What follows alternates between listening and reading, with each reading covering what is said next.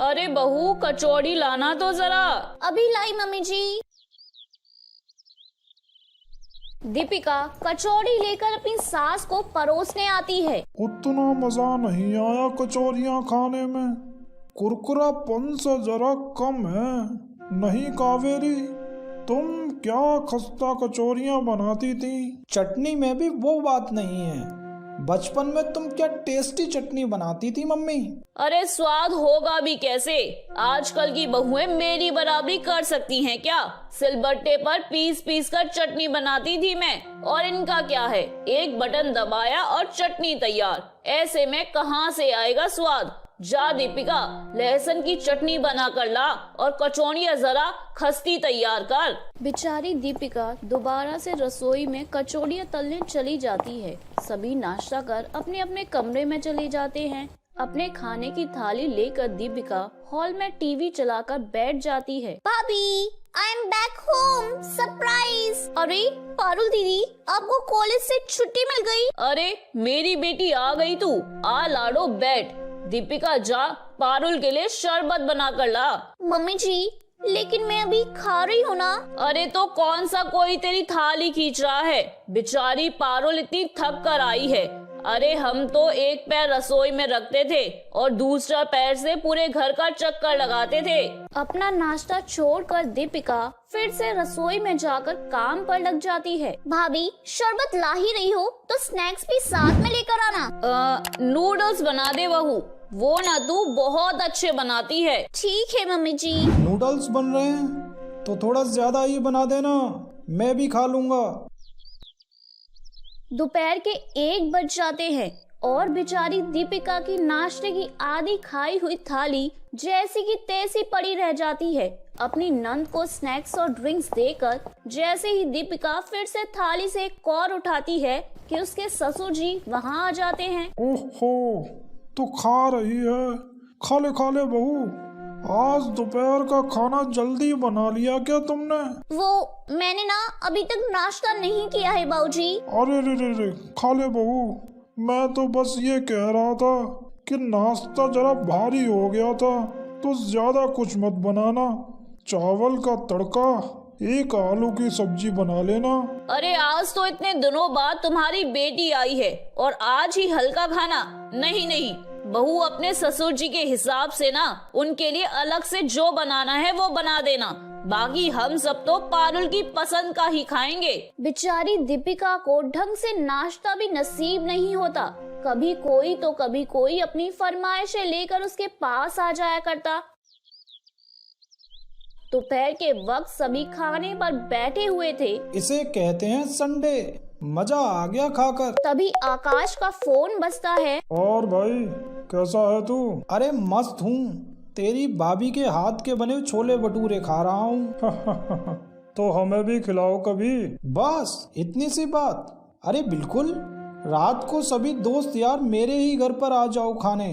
दीपिका, रात को 8-10 दोस्तों के लिए भी खाना बना देना। अरे ले, मैं तो बताना ही भूल गई, कल तेरी बुआ जी आ रही हैं आकाश। तो दीपिका, अपनी बुआ सास को खुश करने की जिम्मेदारी तेरी है बेटा। पर मम्मी जी, उन्हें तो बहुत साफ सफाई की आदत है ना। अरे इसीलिए तो बेचारी होटल में रुकने वाली थी। मैंने बोला यहाँ आ जाओ, यहाँ दीपिका पूरी रसोई धो धो कर खाना बना देगी। हाँ, दीपिका के चेहरे का तो रंग ही उड़ जाता है। वो सीधे रसोई में जाकर चूल्हे के बगल में बैठ जाती है। अरे 10 लोगों का खाना बनाना कोई मजाक है क्या। मैं भी तो इंसान हूँ, कैसे लोग हैं ये। कभी ये दीपिका, कभी वो दीपिका।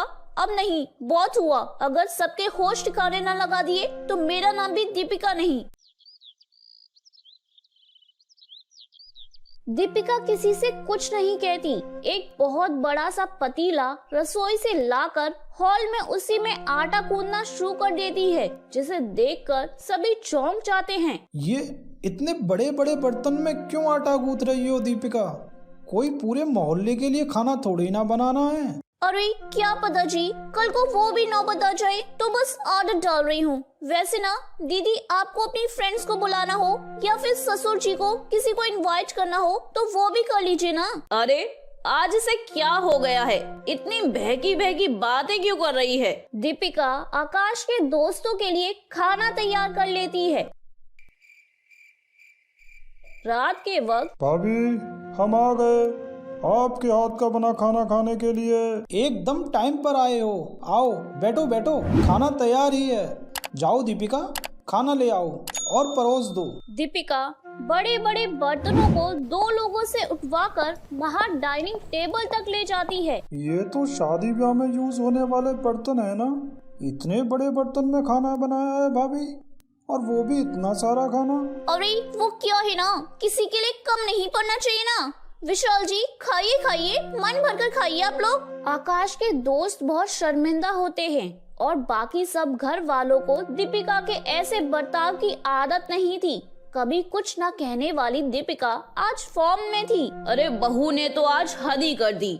हम लोग इंसान हैं, कोई दानव नहीं। इतना खाना सभी खाकर उठ ही रहे होते हैं कि तभी बैच यहाँ नहीं, किचन में लगा दीजिए भैया। जी मैडम। सभी के सामने 2 नौकर बेड को दीपिका के बेडरूम से उठाकर किचन में ले जाते हैं और दीपिका अपने हाथों में तकिया और चादर लिए रसोई में जाती है। भाभी, आप रसोई में सोती हैं? अरे वही समझ लीजिए विशाल जी। हम लोग चलते हैं भाई, मामला गड़बड़ लगता है। दीपिका रसोई में भी फैन, कूलर सब कुछ एडजस्ट कर लेती है। अगर किसी को कुछ चाहिए हो तो हॉल में पड़े बर्तन में झांक लेना। 10 दिन तक भी खाओगे तो कम नहीं पड़ेगा, इतना खाना बनाया है। अरे दीपिका, ये सब क्या है? तभी बेल की आवाज आती है। ससुर जी दरवाजा खोलते हैं। दरवाजे पर बुआ जी होती हैं। दीदी, आप तो सुबह आने वाली थी ना? अरे हाँ, तो क्या मैं वापस चली जाऊँ? ट्रेन बिफोर टाइम थी, और वैसे भी मैं तो तुम लोगों के आंखों का कांटा हूँ ना। अरे दीदी, तुम भी ना। आओ आओ, अंदर आओ। बुआ जी घर पर आती हैं और पहली नजर में रसोई में लगे बिस्तर पर बैठी दीपिका को देखकर चौंक जाती हैं। अरे आइए आइए बुआ जी, आपके लिए चाय बनाऊं? ओ अरे नहीं, पहले ना मैं नहा लेती हूँ। दीपिका अपने बेड के नीचे से बाल्टी और मग्गा निकालती है। नहा लेती हूँ मैं बुआ जी। आपके काम में ना जरा भी भूल नहीं होनी चाहिए, बिल्कुल साफ सुथरा काम चाहिए ना आपको। अरे तू बहू यही ना आएगी? हाँ बुआ जी, माँ जी कहती है उनका एक पैर रसोई में होता था तो दूसरा पैर घर पर, तो मैंने तो अपना पूरा घर रसोई ही बना लिया है। नहाने जाओ, सोने जाओ, इतना भी टाइम क्यों वेस्ट करना? 22 घंटे तो मैं यही होती हूँ, तो मैंने सोचा सो भी यही लूं।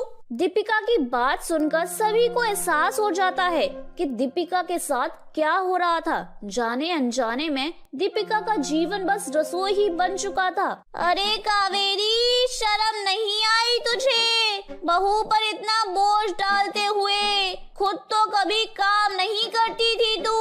और आकाश, तू थोड़ी मदद नहीं कर सकता था क्या बहू की? मैंने न जाने तुमसे कितने वादे किए थे, पर शादी के बाद मैं तुम्हें कुछ न दे सका। दिया तो बस इतना सारा काम। I am sorry Deepika. अरे मैं भी समझ गई बहू, अब हम सब भी तेरा हाथ बटाया करेंगे। सभी को अपनी गलती का एहसास हो जाता है और दीपिका का ससुराल अब रसोई से बाहर आ जाता है। तो मेरे प्यारे दोस्तों, कैसी लगी आपको मेरी ये कहानी? मुझे कमेंट करके जरूर बताएं और अपने दोस्तों के साथ शेयर करें। अगर आपने मेरे चैनल को अभी तक सब्सक्राइब नहीं किया है तो नीचे वाले बेल आइकन को दबाकर सब्सक्राइब कर लें। तो मिलती हूँ मैं आप सभी से फिर एक नई कहानी के साथ। तब तक आप अपना ध्यान रखिए। बाय बाय दोस्तों।